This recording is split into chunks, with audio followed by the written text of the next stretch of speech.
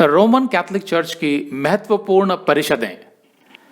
पिछली क्लास में हमने पढ़ा था कि किस तरह रोम के सम्राट कॉन्स्टेंटीन ने मसीहत को स्वीकृति दी और पूरे रोमी साम्राज्य में मसीहियों पर सताव रुक गया।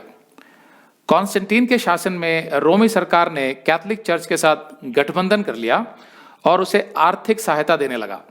इस तरह Catholic church Roman Catholic church बन गया और उसका ढांचा बिल्कुल राजनैतिक हो गया, पॉलिटिकल, जो प्रेरितों के समय के चर्च से बिल्कुल हटकर था। इस समझौते के तहत सम्राट कॉन्स्टेंटीन को चर्च के कार्यों में दखल देने का हक भी मिल गया। जो चर्च अब भी प्रेरितों की शिक्षाओं पर चल रहे थे, अर्थात छोटे छोटे समुदाय, उनको रोमी सरकार की तरफ से ना ही कोई स्वीकृति मिली और ना ही कोई आर्थिक सहयोग, क्योंकि रोमी सरकार कैथोलिक चर्च को ही मसीहत समझती थी।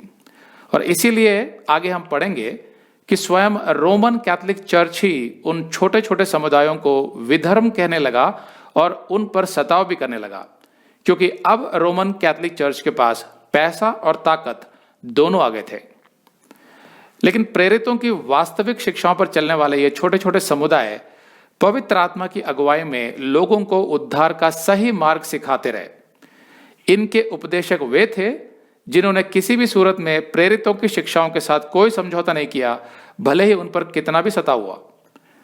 तो अब आगे, महानगरों में बिशपों की प्रधानता की वजह से रोमन कैथोलिक चर्च और रोमी अधिकारियों के बीच अच्छे संबंध बन गए। विद्वानों को मानना है कि कॉन्स्टेंटीन पहले मिथरा धर्म का महायाजक भी था, हाई प्रीस्ट, जिसकी पदवी को पॉन्टिफस मैक्सिमस कहा जाता था। मसीही बनने के बाद भी कॉन्स्टेंटीन ने अपने उसी पदवी को जारी रखा।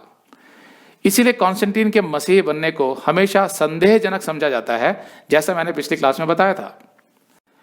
एडी 330 में कॉन्स्टेंटीन ने इस्तानबुल में, जो उस समय रोमी साम्राज्य का हिस्सा था, वहां उसने 165 फीट ऊंचा एक स्तंभ बनवाया, जिस पर उसने अपनी मूर्ति स्थापित की, अपोलो सूर्य देवता के रूप में, जिसमें वो सूर्य देवता का मुकुट पहने हुए था। उस स्तंभ पर अन्य जातियों के कई धार्मिक चिन्ह थे। इतिहास में आगे जाकर कई बार इस स्तंभ को नष्ट करने की कोशिश की गई, लेकिन यह नष्ट नहीं हुआ। बस ऊपर से कॉन्स्टेंटीन की मूर्ति को तोड़कर गिरा दिया गया और स्तंभ की ऊंचाई घटकर केवल 115 फीट रह गई। कहने का मतलब यह है कि मसीह बनने के बाद भी कॉन्स्टेंटीन का जो अपने मिथरा धर्म और सूर्य देवता पर विश्वास था, वो इस बात का सबूत था कि कॉन्स्टेंटीन कभी वास्तव में मसीही नहीं बना था। वो सिर्फ ऊपर ऊपर से यीशु मसीह को स्वीकार करता था। कॉन्स्टेंटीन की छत्र छाया में रोमन कैथोलिक पुरोहितों और बिशपों की संख्या बढ़ने लगी, जिससे कॉन्स्टेंटीन को भी लाभ होता था और रोमन कैथोलिक चर्च को भी। कॉन्स्टेंटीन के समय तक सभी कैथोलिक चर्चों में रोम नगर के बिशप की प्रधानता बढ़ गई थी, जिसकी वजह से रोमन कैथोलिक चर्च में उसका विशेष स्थान हो गया था। रोम का बिशप जानता था कि कॉन्स्टेंटीन अभी भी अपने मिथरा धर्म के सूर्य देवता की उपासना करता है, लेकिन उसने ये बात रहस्य रखी। वो जानता था कि कॉन्स्टेंटीन वास्तव में मसीही नहीं बना था, लेकिन कॉन्स्टेंटीन ने रोमन कैथोलिक पुरोहितों और बिशपों को विशेष अधिकार दे रखे थे। इस कारण से वे पुरोहित और बिशप कॉन्स्टेंटीन के सभी राजनीतिक फैसलों को सहमति दे देते थे। अन्य जाति के जो पुरोहित मसीह में आ गए थे, उनको भी कॉन्स्टेंटीन ऊंचे ऊंचे पदों पर रखता था। उनको बहुत धन भी मिलता था और उन्हें कोई टैक्स भी नहीं देना पड़ता था। अगर आप ये संदेश पूरा देखना चाहते हैं तो आप इसे हमारे वेबसाइट hindiBiblestudy.com पर देख सकते हैं।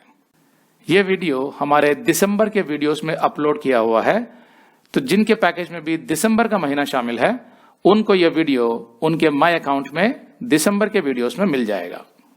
अगर आप हमारे वीडियो फोन पर देख रहे हैं तो अच्छी स्पीड के लिए कृपया गूगल क्रोम या मोजिला फायरफॉक्स ब्राउजर इस्तेमाल करें। तो इनको डाउनलोड करने के लिए आप प्ले स्टोर में जाएं और ऊपर गूगल क्रोम टाइप करें, फिर आप गूगल क्रोम ब्राउजर पर क्लिक करें और उसे इंस्टॉल करें। ये एकदम फ्री है। इसी तरह आप मोजिला फायरफॉक्स टाइप करें, फिर आप मोजिला फायरफॉक्स ब्राउजर पर क्लिक करें और उसे इंस्टॉल करें। यह भी एकदम फ्री है। इसके बाद आप गूगल क्रोम ब्राउजर को क्लिक करके उसे खोलें और उसमें hindibiblesteady.com टाइप करें, मतलब पूरा hindibiblesteady.com एक साथ बिना किसी गैप के, तब हमारा वेबसाइट गूगल क्रोम में खुल जाएगा और आपके वीडियोस अच्छे से चलेंगे। इसी तरह आप मोजिला फायरफॉक्स ब्राउजर भी क्लिक कर सकते हैं और उसमें भी बिना गैप के hindibiblesteady.com टाइप कर सकते हैं। उसमें भी हमारे वीडियोस बिल्कुल आराम से चलेंगे।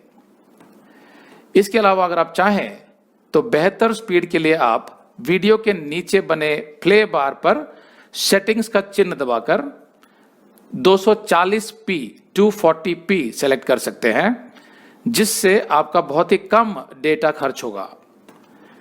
240 सेलेक्ट करने के बाद आप वीडियो के बाहर कहीं भी क्लिक कर दीजिए, फिर वीडियो को पीछे ले जाकर शुरू से देखिए। अगर आप हमारे वेबसाइट के विषय में जानकारी हासिल करना चाहते हैं तो आप YouTube पर हमारा संदेश देख सकते हैं, जिसका शीर्षक है एक विशेष सूचना, हमारी मिनिस्ट्री का अगला चरण, second phase of our ministry. उसका लिंक इस वीडियो के नीचे दिया हुआ है।